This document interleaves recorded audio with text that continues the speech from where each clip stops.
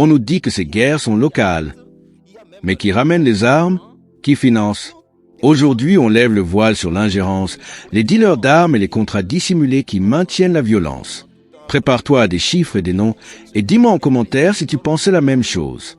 Like et abonne-toi si tu veux plus de vidéos qui ne mâchent pas leurs mots. Il n'y a pas un pays aujourd'hui qui est si puissant ou bien qui a une telle puissance de feu, ni même la puissance économique, il n'y a pas. Il y a le président du Parlement ghanéen qui comparait la dernière fois l'économie du Ghana à l'économie d'une province de la Chine. Et que l'économie du Ghana faisait le tiers même de l'économie d'une province de la... Bon, si on voit encore aujourd'hui vers l'Asie, on va voir que la Chine est en train de jouer un rôle dans la paix, dans le maintien de la paix dans la région, dans les accords entre les pays qui se battaient et tout. Et donc en Afrique, il n'y a rien. C'est silence radio. Il n'y a aucune puissance militaire, économique qui puisse s'imposer et appeler les autres à la table de négociation. Et donc on est tout le temps à la merci de qui? Des Occidentaux et de leurs, je peux dire, ennemis depuis un moment, juré.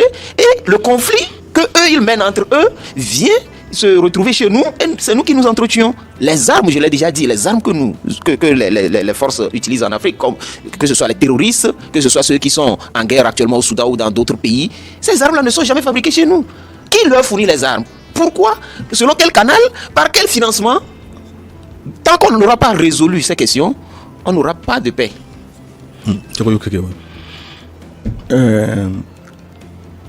L'influence extérieure, elle est inévitable. C'est pas seulement en Afrique qu'il y a l'influence. Mais écoutez, on est allé même jusqu'à accuser la Russie d'avoir interféré dans les élections américaines qui ont fait gagner Trump. Donc, si on peut interférer chez les Américains, dites-moi où est-ce qu'on ne peut pas interférer. Ça veut dire que nous tous là, chacun peut les gens peuvent intervenir chez nous. Les puissances dont ils parlent, américaines, asiatiques, européennes, avec l'argent, avec les armes, elles interviendront pour interférer dans nos affaires. Mais qu'est-ce que nous... Attends, on peut ne pas avoir être la première puissance, on peut ne pas être les mieux armés, mais au fait, qu'est-ce qui nous empêche de penser à nous-mêmes? Pourquoi Emeti et Al-Bourhan en sont arrivés aux armes? Pourquoi? Mais on les a encouragés, nous savons. Et à peine 2 ou 3 salves ont été tirées, les gens ont vu Wagner. Voilà. Bon, on ne sait pas. C'est pas parce que Wagner aurait fait des affaires avec Emeti pour vendre de l'or que chaque fois, si Emeti tire un coup de feu, on va dire « Ah, c'est Wagner ». Parce qu'à force de voir Wagner partout, les Occidentaux ont trouvé une technique pour couvrir leurs propres travers, leur perversion, leur méchanceté, leur goût impérialiste. Wagner. Aujourd'hui, si on veut complexer un État, un chef d'État, on dit « Ah, fais attention parce qu'on sent que tu veux faire avec Wagner ». Hier, c'était avec le terrorisme, ouais. Comment on l'appelle, l'autre qu'on a tué là. Saddam Hussein. Non, pas Saddam Hussein. Kadhafi. Non, pas Kadhafi. Ces gens n'étaient pas des terroristes, c'était des chefs d'État des pays prospères qu'on a tués. Al-Qaïda, Ben Laden. Ben Laden, voilà. Avant, si tu flirtes avec Ben Laden, mais tu es foutu. Aujourd'hui, on a laissé les terroristes de côté et le terroriste en chef, entre griffes, pour eux, c'est Wagner. Wagner. Aucun acte terroriste. C'est pas Wagner qui a explosé les tuyaux de gaz sous la mer Baltique. C'est pas Wagner. Les terroristes, ils sont là. On les voit, on les connaît. Mais comme on sait qu'ils sont très puissants, personne n'osera les citer nommément pour actes terroristes. La guerre en Libye, c'était un acte terroriste. En Irak, c'était un acte terroriste. Donc aujourd'hui, on a laissé de côté les terroristes et leurs actes terroristes et la référence du mal, c'est Wagner. Alors, si Wagner est au Soudan, il appartient aux Soudanais d'apprécier. Qui charge les Américains ou les Occidentaux de juger Wagner? Et eux, leurs milices privées, qui ont aidé à raser l'Irak et après qui se sont fait des milliards à reconstruire. Laissez Wagner aussi travailler un peu. Le secrétaire général des Nations Unies, Antonio Guterres, avait averti en milieu de semaine, pour lui, si on ne fait attention, cette crise du Soudan va déstabiliser tous les pays environnants et même plus. Et l'avertissement de Guterres n'est pas vraiment à prendre au sérieux. Pardon. Guterres, c'est de quoi il parle? Dès que Guterres parle comme ça, il faut voir qu'il a déjà entre les mains la feuille de route des Américains. Tu vois, non? Quand Guterres dit ça là, ça va déstabiliser. Il ne le dit pas par bonté chrétienne, on va éviter ça. Non. Lui, on lui a déjà donné la feuille de route de comment il va faire pour que cette guerre déborde sur les autres États. Voilà. Guterres, donc il faut le prendre très au sérieux et devenir encore plus méfiant dans cette affaire. Oui, c'est ce que j'allais dire aussi. Ce n'est pas un avertissement, c'est juste le dévoilement du programme préétabli. Donc, nos amis veulent, comme je l'ai déjà dit, veulent déstabiliser l'Afrique. Ils n'ont pas encore digéré le fait que l'Afrique refuse de s'aligner derrière eux pour sanctionner la Russie. Du coup, tous les mécanismes, tous les moyens sont bons pour venir déstabiliser l'Afrique. Et c'est le début. C'est aux Africains de se mettre ensemble pour mettre fin rapidement à ce conflit-là. Et quand le doyen dit très bien qu'on voit Wagner partout, c'est vrai, parce que je l'ai déjà dit, ils l'ont dit, et RFI a relayé ça, qui est que les États-Unis se préparent à contrer Wagner en Afrique. Par quel moyen on peut contrer Wagner?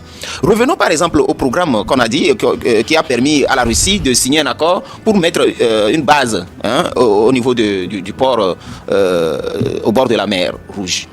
Alors, cet agenda ne peut rentrer en exécution que lorsque le gouvernement civil prendrait le pouvoir. C'est-à-dire, il faut qu'on mette en place d'abord un parlement qui va valider cet accord et lui donner l'autorisation avant que la Russie ne puisse commencer par faire son travail. Vous voyez? Maintenant, lorsqu'il y a conflit, est-ce qu'on peut faire les élections? Non, ce n'est pas possible.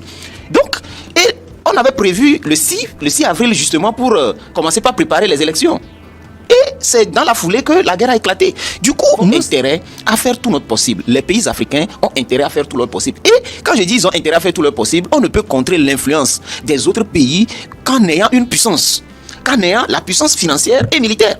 Ce n'est pas pour rien que des pays se plient même aux sanctions volontairement pour pouvoir se doter, par exemple, de l'arme nucléaire. Parce que lorsque vous avez ces armes-là, on vous respecte au moins.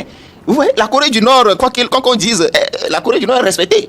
Mais aucun pays africain n'a cette volonté. On dirait qu'il y a une peur quand même qui s'empare de tout le monde, vu les sanctions, vu tout ce qui peut être fait pour détrôner celui qui ose lever le ton. Donc aujourd'hui, les pays africains doivent travailler d'abord à leur souveraineté.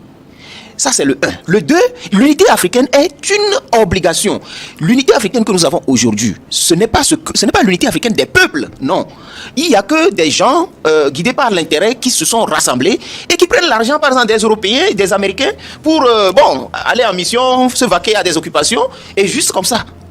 Donc, il va falloir que ceux-là qui se disent panafricains, je vois aujourd'hui beaucoup de chefs d'État se détacher, dire qu'ils sont devenus des panafricains avec des discours, il faut qu'ils matérialisent cela en mettant en place des organisations au moins indépendantes.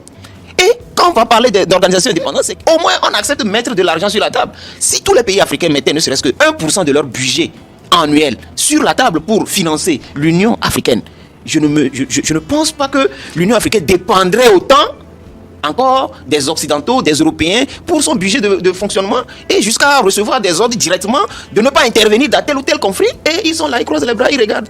Encore faudra-t-il mettre en place les mécanismes de CEP pour gérer à bon escient ces fonds. Sogoyo Kegewi, mais après la destruction de la Libye, si le Soudan se déchire, c'est une nouvelle ligne qui va sauter et qui risque de mettre en péril davantage le Sahel. Il faut comprendre que les Occidentaux ne laisseront jamais tomber le Sahel. Il faut comprendre ça comme ça. S'il faut même y larguer 2 ou 3 bombes atomiques, ils le feront. Sans état d'âme. Parce que il y a tellement de richesses. Leur avenir est là-bas. Donc, parce que nous, les Africains, notre sentimentalisme, quand je vois des Africains faire des discours à tel chef d'État européen, Macron, les discours du genre Macron est mon ami, quand tu entends des Africains parler comme ça, mais il faut te soucier de ce que ton peuple est. Est-ce que ton peuple est ton ami? Ou bien c'est l'amitié de Macron qui t'importe. Donc quand tu vois des chefs d'État africains qui agissent avec les émotions, avec le sentimentalisme, c'est à désespérer. Le Sahel, c'est qui?